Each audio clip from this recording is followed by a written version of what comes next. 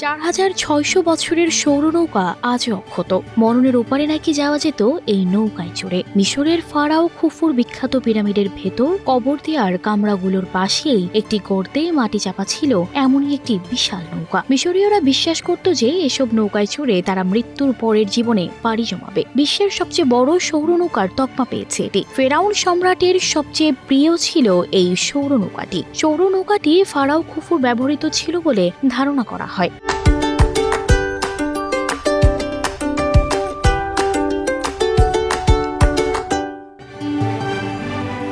বিশ্বের সপ্তম আশ্চর্য মিশরের দ্য গ্রেট পিরামিডে রয়েছে ছোট বড় 6টি পিরামিড। তার মাঝে সবচেয়ে বড়টার নাম খুফুর পিরামিড। 1954 খ্রিস্টাব্দে মিশরীয় প্রত্নতাত্ত্বিক কামাল আল মালাখ খুফুর পিরামিডের দক্ষিণ পাশে খনন কার্য পরিচালনা করে আবিষ্কার করেন 42 মিটার লম্বা একটি নৌকা।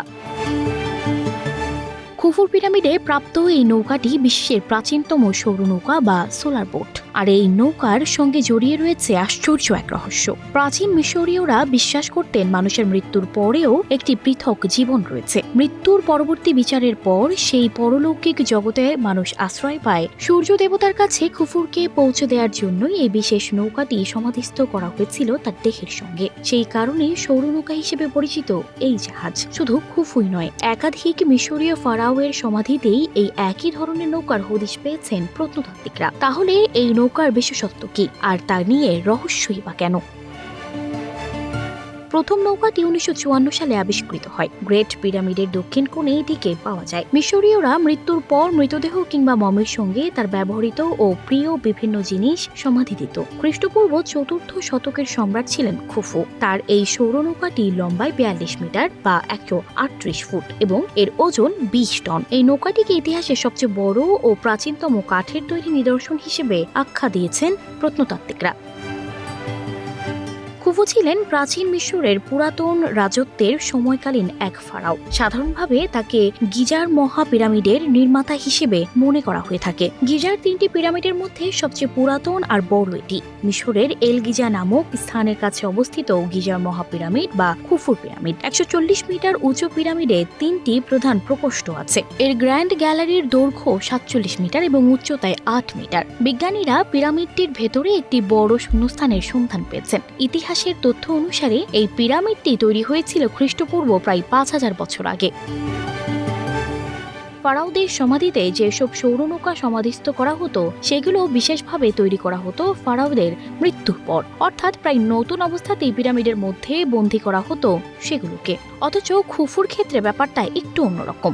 সমাধিস্থ করার আগে এই নৌকা রীতিমতো ব্যবহৃত হয়েছে, তার স্পষ্ট প্রমাণ পেয়েছেন গবেষকরা। লেবানিসের সিডারুডে তৈরি এই নৌকায় ছাপ রয়ে গেছে জলের, সেই ছাপও একাধিক স্তরের। পাশাপাশি এই নৌকার গঠনও বেশ আশ্চর্যজনক। নৌকাটির ভার একদিকে বেশি, ঢেকের উপরেও রয়েছে একাধিক আঁচড়ের দাগ। প্রশ্ন উঠে, কেন এমন অসম ভারের নৌকা তৈরি করা হয়েছিল খুফুর জন্য? এই অসম নৌকা ব্যবহৃত হতো কিভাবে, আর ঢেকের দাগগুলোই বা কিসের? গবেষকদের একাংশের মতে এই নৌকা তৈরি করেই খুফুর মরদেহ নিয়ে আসা হয়েছিল পিরামিডে। আবার অনেকে বিশ্বাস করেন এই পিরামিড তৈরির পাথর নিয়ে আসার জন্য ব্যবহৃত হতো এই নৌকা। সেই কারণেই জলের দাগ। এমনকি পাথরের ওজনের ভারসাম্য বজায় রাখতে একদিকে নৌকার ভার বেশি রেখেছিল কারিগররা। 4500 বছরের প্রাচীন এই সৌর নৌকাটি গত বছর পিরামিডের পাশ থেকে সরিয়ে নিয়ে যাওয়া হয়েছে মিশরের নতুন জাদুঘর দ্য গ্র্যান্ড মিউজিয়ামে, যাতে দর্শনার্থীরা হাজারো বছরের পুরনো নৌকাটি দেখতে পারে। জানা যায়, গ্র্যান্ড জাদুঘর পর্যন্ত নৌকাটি টেনে নেয়ার জন্য একটি বিশেষ রিমোট কন্ট্রোল গাড়ি বেলজিয়াম থেকে আমদানি করেছে মিশর। সানজিদা রহমান, প্রবাস খবর।